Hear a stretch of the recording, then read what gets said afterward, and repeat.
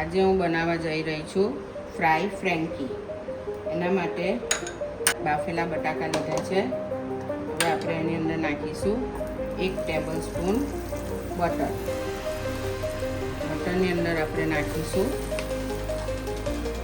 બાફેલા બટાકા. પછી એની અંદર આપણે નાખીશું પેરી પેરી મસાલો, સ્વાદ અનુસાર મીઠું અને ચાટ મસાલો.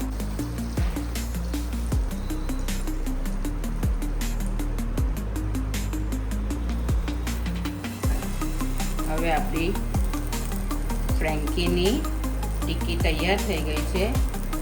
એને આપણે આ ઘઉંની રોટલી મેં એક વણી છે, એની ઉપર પહેલાં આપણે લગાવીશું બટર. બટર બરાબર લાગી જાય પછી આપણે એની અંદર લગાવીશું ફ્રેન્કી સોસ.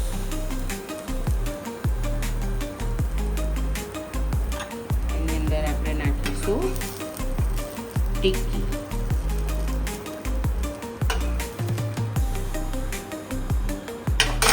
આની ઉપર આપણે સમારેલા કાંદા નાખીશું, કોથમીર નાખીશું અને ચીલી વિનેગર નાખીશું.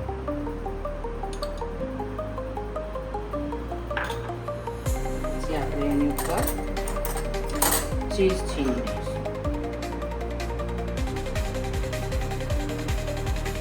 અને આપણે બંને તરફથી વાળીને બટરમાં ફ્રાય કરશું.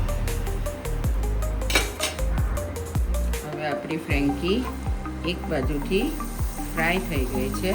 હવે આપણે એને બીજી બાજુ પલટાવી દઈશું અને ક્રિસ્પી બનાવી દઈશું.